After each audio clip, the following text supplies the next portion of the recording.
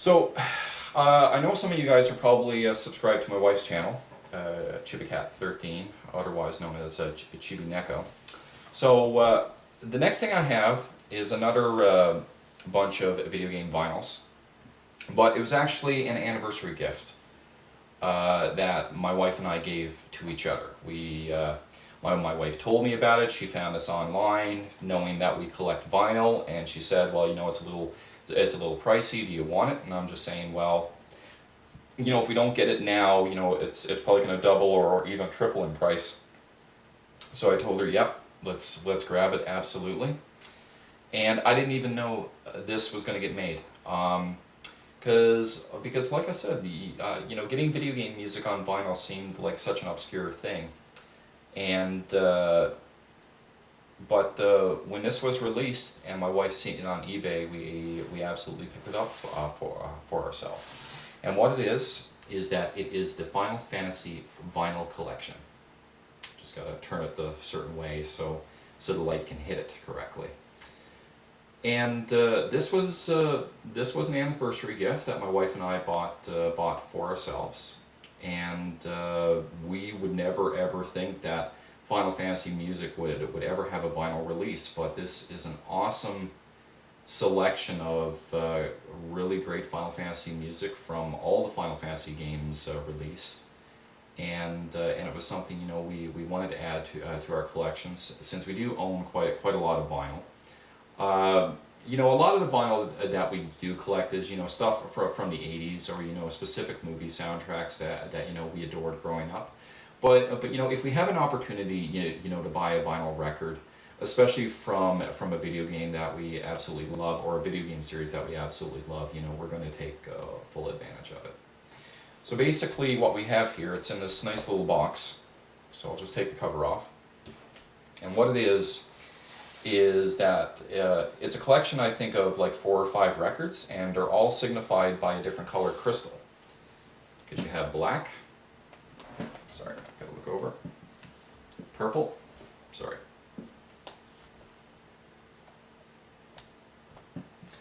green, orange, red, and a nice little book about the creation of the actual vinyl records. And every color has a certain theme.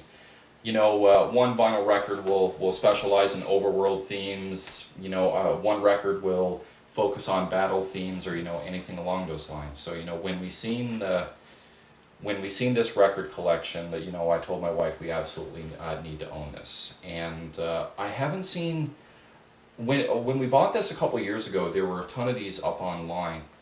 But I recently searched for it again, and I can't seem to find these anymore. So it looks like a lot of people probably picked them up.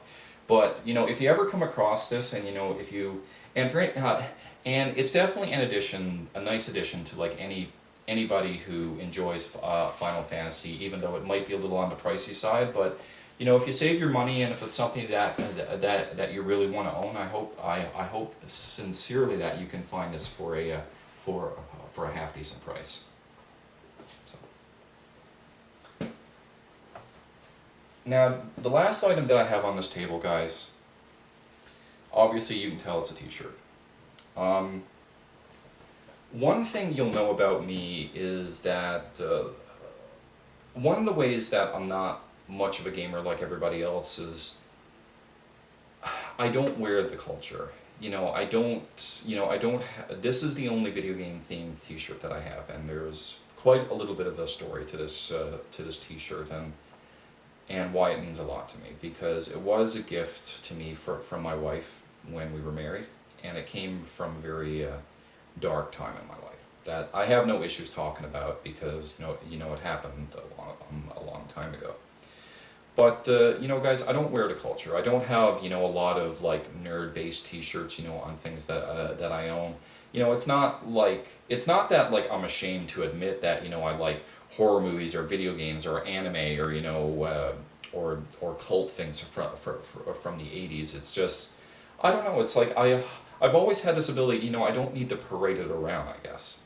You know, because just like simply enjoying things, but like I don't want to like announce it to everybody. So like, and usually, you know, you see a lot of the shirts that I wear, it's usually, you know, stripes or, you know, plaid or, you know, something along those lines. But this shirt actually means a lot to me because my wife did buy it for me, and it was a Christmas gift to me during a very tough period in my life. For anyone who's watched my content for a long time, back in 2010, I was let go from my job because of a medical condition I have. This was the first time in my life that I had ever been let go from any job that I ultimately did not have any control over. You know, I had different jobs before, but you know, I left under my own free will, but this was the first job that I was actually let go. And it was tough. It was really tough. And it affected me in a very bad way because, you know, I moved out to Alberta in 2006, you know, to work. You know, I put 4 years into one company thinking after 4 years I can move back home and actually spend more time, you know, with my wife, my friends, things along those lines. But unfortunately, things didn't work out. And I hit a very bad bout of depression at that time. It's hard, you know, when you lose your job, when you're so used to being the provider in your family. And, you know, I'll admit, you know, the moment that, you know, I was unemployed, you know, for the first month, you know, it was okay because it kind of felt like an extended break. You know, I didn't have to get up for work. You know, it kind of felt like an overly long vacation, and you know, I was okay with that. But then the second month rolled in, and then the third month rolled in. But I was so used to getting up early every morning and going to work that, you know, I used to get up at 6 or 7 a.m. and I couldn't go back to sleep. I had nowhere to go. I had nothing to do. Well, that's not fair to say. I had a ton of video games to play and complete, which I did get quite a few games completed at that time.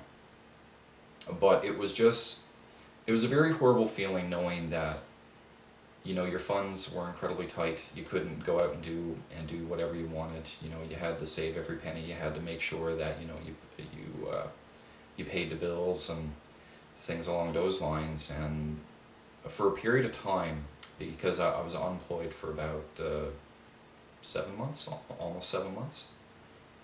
And as the months kept going by, it got harder and harder because I got depressed, because I felt useless.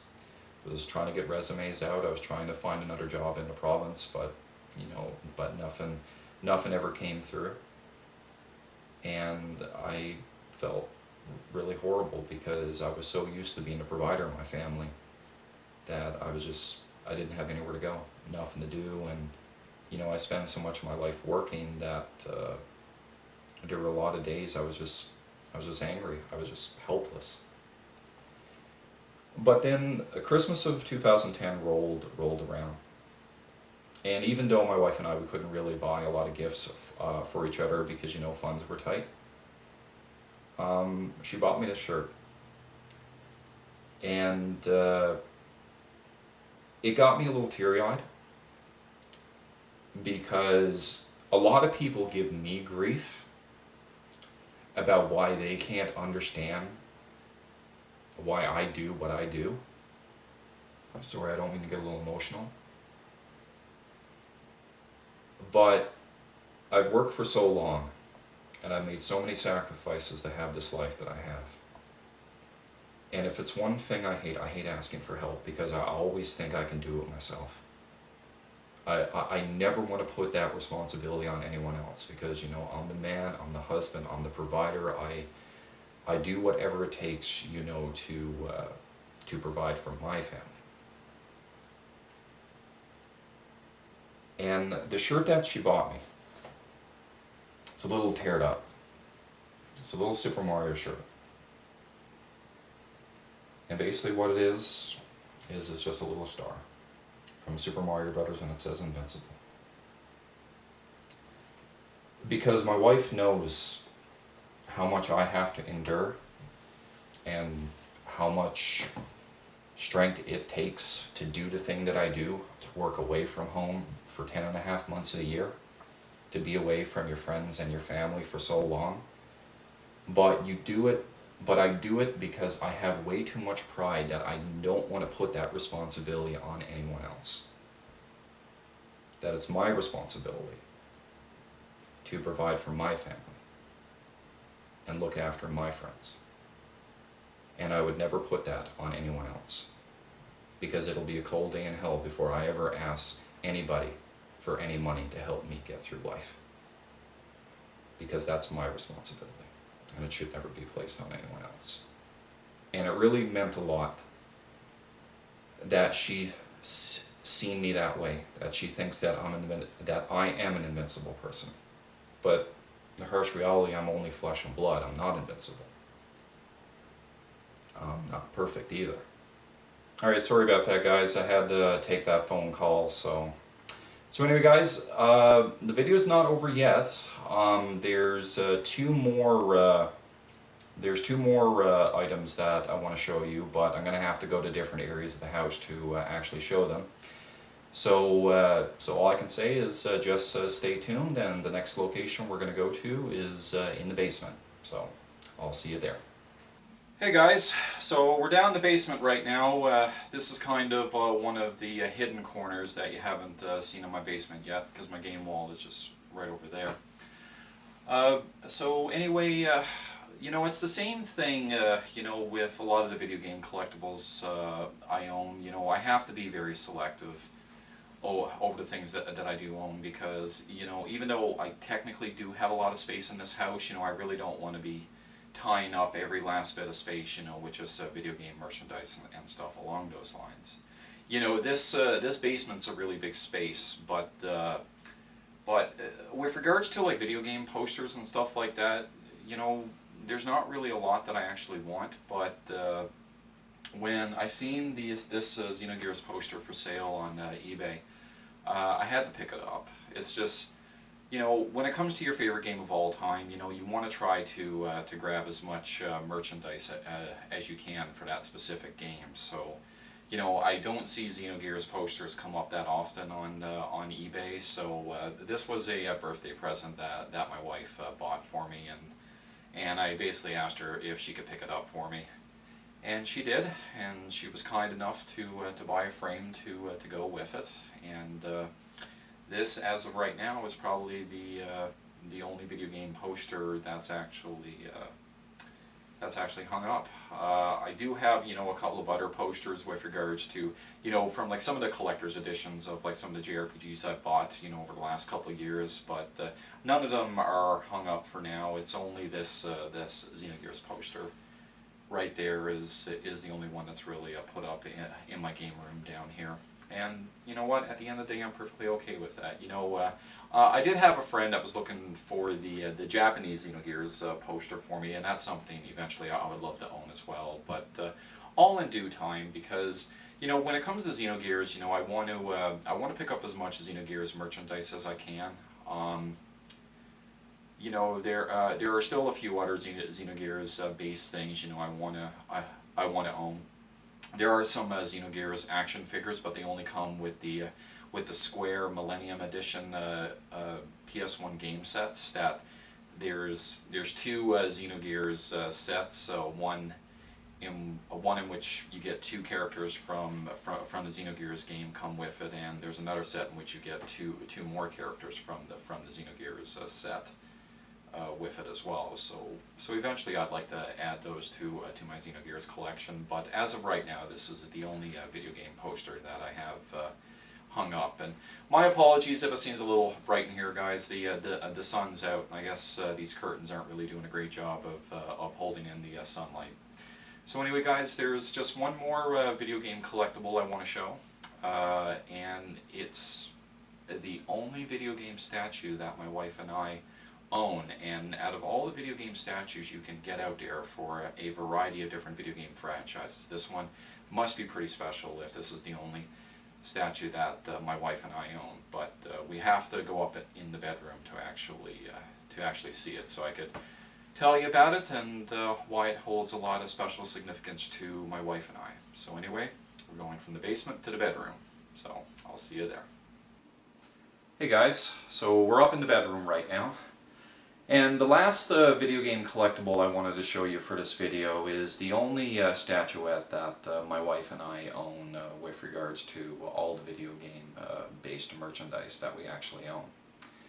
Now, this statue has a lot of sentimental value towards my wife and I, and you would figure with all the video game statuettes there are from a variety of different video game licenses, you know, we'd have a few more, but you know, we want to be respectful about the amount of space we actually have in the house. But the statuette that my wife and I bought is the Eris play art statue, in which she's standing at the altar in the Forgotten City for Final Fantasy VII. And this is the last scene in which Eris is alive before she is stabbed and killed by Sephiroth. So what is it about this statue that my wife and I absolutely said to ourselves that, you know, we needed to own it? You know, despite what your feelings are about Final Fantasy VII, regardless if you like it or if you hate it, I think the one thing I think all of us can happily admit, or at least respectfully admit, is that Final Fantasy VII had a tremendous impact on the video game industry in itself. And I don't think Final Fantasy VII would have been as strong and as beloved as it was if it wasn't for the death of that character. This scene is probably one of the most important scenes in JRPG history, and it's probably one of the most important video game scenes in video game history.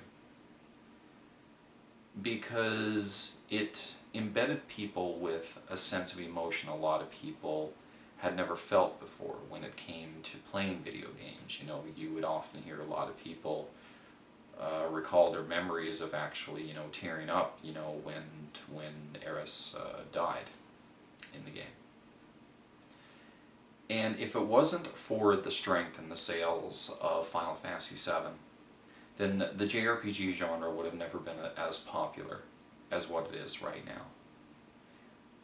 I consider, and will always consider, the PS1 to have the greatest JRPGs ever made. And I don't think a lot of them would have ever been released if it wasn't for the success of this game. This figure is a beautiful piece of artwork, and it demonstrates one of the most important scenes in all of gaming history. And I will forever be thankful to the writers and to the creators of Final Fantasy VII for making a scene so powerful and so memorable that it can help shape and make an industry into what it is right now. This will probably be the only statuette that my wife and I will own. Just simply because without this game and this scene, we would have never played or enjoyed many of the RPGs that we play and enjoy right now. And I will always forever be grateful for that. You know, it's kind of funny because, you know, I've been on YouTube for a very long time, and I don't know any other YouTubers that actually own this. I don't see very many videos on YouTube that even showcase this. You know, you can see plenty of pictures on this statue. You know, just type in Eris statue on Google and a lot of pictures will come up for it, but I don't know of any YouTuber that actually owns one.